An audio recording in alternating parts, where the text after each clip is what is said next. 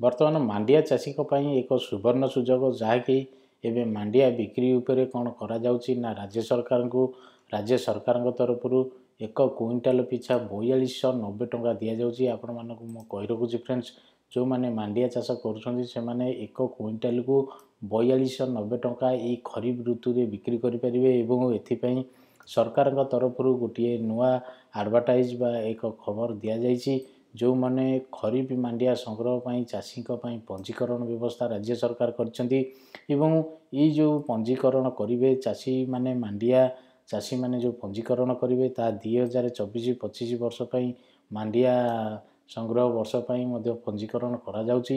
ଆପଣମାନେ ମଧ୍ୟ ଚାହିଁଲେ ପଞ୍ଜୀକରଣ କରିପାରିବେ। ଏବଂ ମାଣ୍ଡିଆ ପଞ୍ଜୀକରଣ କରିବା ପାଇଁ ଆବଶ୍ୟକ ଡକୁମେଣ୍ଟ କ'ଣ କ'ଣ ଦରକାର ମୁଁ ମଧ୍ୟ ଆପଣମାନଙ୍କୁ କହିବି। ସେଭଳି ଭାବରେ ପ୍ରକ୍ରିୟାକରଣ କ'ଣ ରହିଛି ତାହା ମଧ୍ୟ କହିବି। ଏବଂ ସେଭଳି ଭାବରେ ସଂଗ୍ରହକାରୀ ସଂସ୍ଥାର ଦାୟିତ୍ୱ କ'ଣ ରହିଛି ତାହା ମଧ୍ୟ ଆପଣମାନଙ୍କୁ କହିବି। ଫ୍ରେଣ୍ଡସ୍ ଦେଖନ୍ତୁ, ଏଠାରେ କହିବା ପୂର୍ବରୁ ମୁଁ ଆପଣମାନଙ୍କୁ କହି ରଖୁଛି, ଯେଉଁମାନେ ବି ମାଣ୍ଡିଆ ଚାଷ କରୁଛନ୍ତି ସେମାନେ ସେଇ ଚାଷୀମାନେ ନିଶ୍ଚିନ୍ତ ଭାବରେ ଏହି ଭିଡ଼ିଓକୁ ଅଗ୍ରାଧିକାରରେ ଦେଖନ୍ତୁ ଏବଂ କିଭଳି ଆପ୍ଲାଏ କରିବେ ଦେଖନ୍ତୁ।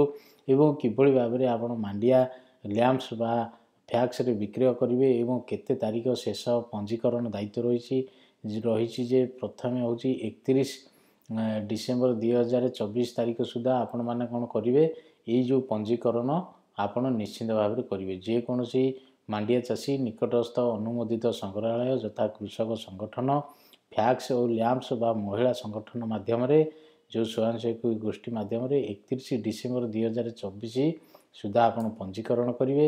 ସେଭଳି ଭାବରେ ଚଳିତ ଖରିଫ ମାଣ୍ଡିଆ ସଂଗ୍ରହ 1 ଜାନୁଆରୀ 2025ରୁ ଆରମ୍ଭ ହୋଇ 31 ମାର୍ଚ୍ଚ 2025 ପର୍ଯ୍ୟନ୍ତ ଚାଲୁ ରହିବ। 1 ଜାନୁଆରୀଠୁ ଆରମ୍ଭ ହେବ, 31 ମାର୍ଚ୍ଚ ପର୍ଯ୍ୟନ୍ତ ଏହି ମାଣ୍ଡିଆ ସଂଗ୍ରହ ଚାଲିବ।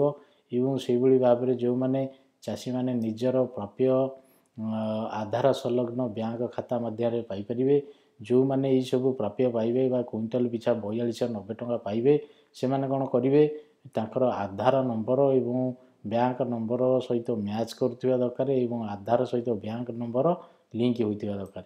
ସେହିଭଳି ଭାବରେ ଅଧିକ ସୂଚନା ପାଇଁ ଯଦି ଆପଣ ଆଉ କ'ଣ ଜାଣିବାକୁ ଚାହୁଁଛନ୍ତି ତାହେଲେ ନିକଟସ୍ଥ ବ୍ଲକ କୃଷି ଅଧିକାରୀଙ୍କ ସହିତ ଆପଣ ଯୋଗାଯୋଗ କରିପାରିବେ।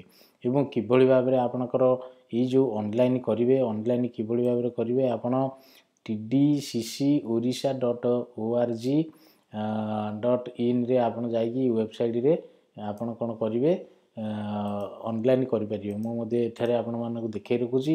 ଇଏ ହେଉଛି tdccorissa.org। ଏଇ ସାଇଟ୍କୁ ଯିବେ। ଏଇ ସାଇଟ୍କୁ ଯାଇକି ଆପଣ କ'ଣ କରିବେ, ଆକ୍ଟିଭିଟି ମିଲେଟ୍ ପ୍ରଡ଼କ୍ଟକୁ ମାରିଲା ପରେ ଆପଣମାନଙ୍କ ପାଖରେ ଏଇଭଳି ଗୋଟେ ପେଜ୍ ଖୋଲିଯିବ। ଏଠାରେ ଆପଣଙ୍କର ୟୁଜର ଆଇଡି ଦେବେ ଏବଂ ପାସୱାର୍ଡ଼ ଦେବେ। ଯଦି ଆପଣ କରିନାହାନ୍ତି ତାହେଲେ ଆପଣ ରେଜିଷ୍ଟର କରିବାକୁ ପଡ଼ିବ। ତାହା ମଧ୍ୟ ମୁଁ ଆପଣମାନଙ୍କୁ ଡିଟେଲ୍ସରେ ଦେଖାଇ ଦେଉଛି।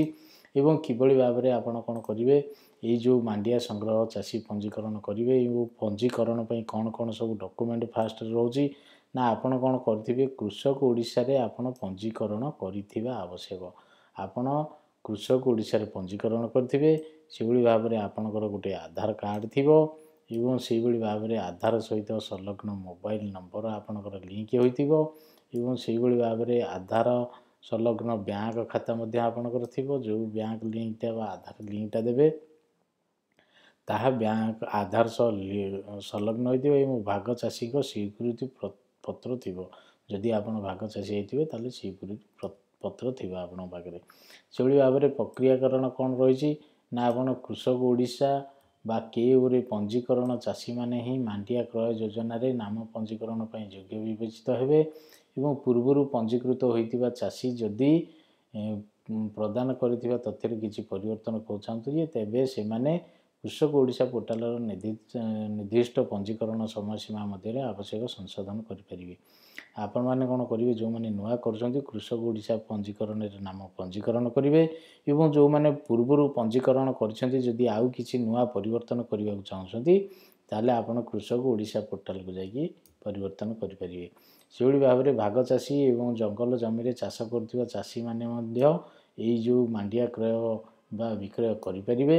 ସେଭଳି ଭାବରେ ଯେଉଁମାନେ ସଂଗ୍ରହ ସଂସ୍ଥା ରହିଛନ୍ତି ତାଙ୍କମାନଙ୍କ ପାଇଁ କ'ଣ ରହିଛି ନା ମାଣ୍ଡିଆ ବିକ୍ରୟ ପାଇଁ ଇଚ୍ଛୁକ ଥିବା ନୂତନ ଚାଷୀମାନଙ୍କୁ ପଞ୍ଜୀକରଣ କରାଇବା। ଯେଉଁମାନେ ଏଇସବୁ ସଂସ୍ଥା ବା ମାଣ୍ଡିଆ ସଂଗ୍ରହ କରୁଛନ୍ତି ସେମାନେ କ'ଣ କରିବେ, ମାଣ୍ଡିଆ ବିକ୍ରୟ କରୁଥିବା ଇଚ୍ଛୁକ ନୂତନ ଚାଷୀମାନଙ୍କୁ ପଞ୍ଜୀକରଣ କରାଇବାକୁ ତାଙ୍କୁ କହିବେ ଏବଂ ପଞ୍ଜୀକରଣ ଫର୍ମରେ ଥିବା ସମସ୍ତ ଚାଷୀଙ୍କ ତଥ୍ୟ ଡିସେମ୍ବର 31 ତାରିଖ ସୁଦ୍ଧା ଲ୍ୟାମ୍ପ୍ସ ଏବଂ ଫ୍ୟାକ୍ସରେ ପଞ୍ଜୀକରଣ କରିବେ। ସେଭଳି ଭାବରେ ପଞ୍ଜୀକରଣ ଶୀଘ୍ର ହେବା ପାଇଁ ତ୍ରୁଟିଶୂନ୍ୟ ଚାଷୀ ତାଲିକା ପ୍ରସ୍ତୁତ କରାଯିବ। ସେହିଭଳି ଭାବରେ ଆପଣଙ୍କର ସଂଗ୍ରହକାରୀ ସଂସ୍ଥା କାର୍ଯ୍ୟାଳୟରେ ପାନୀୟ ଜଳ ଓ ପ୍ରାଥମିକ ଚିକିତ୍ସା ବାକ୍ସର ବ୍ୟବସ୍ଥା କରାଇବେ। ଯେଉଁଠାରେ ସଂଗ୍ରହ କରାଯିବ ସେଠାରେ କ'ଣ ହେବ ନା ପାନୀୟ ଜଳ ବ୍ୟବସ୍ଥା ରହିବ ଏବଂ ପ୍ରାଥମିକ ଚିକିତ୍ସା ମଧ୍ୟ ରହିବ।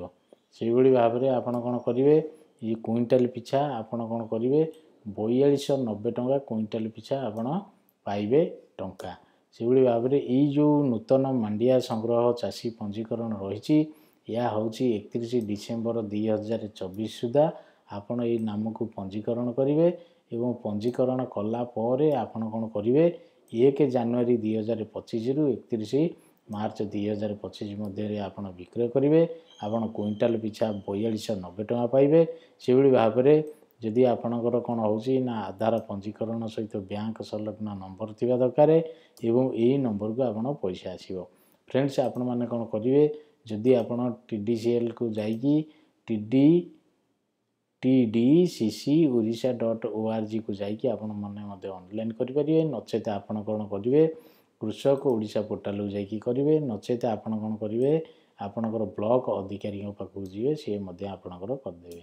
ସେଭଳି ଫ୍ରେଣ୍ଡସ୍ ଦେଖନ୍ତୁ, ଯଦି ଆପଣମାନେ ମିଲେଟ୍ ଚାଷୀ ହୋଇଛନ୍ତି ବା ମାଣ୍ଡିଆ ଚାଷୀ ହୋଇଛନ୍ତି ତାହେଲେ ତୁରନ୍ତ ଏହିସବୁ ଆବେଦନକୁ ପୂରଣ କରନ୍ତୁ ଏବଂ ଆପଣ 4290 ଟଙ୍କାରେ କୁଇଣ୍ଟାଲ ପିଛା ମାଣ୍ଡିଆ ବିକ୍ରୟ କରନ୍ତୁ।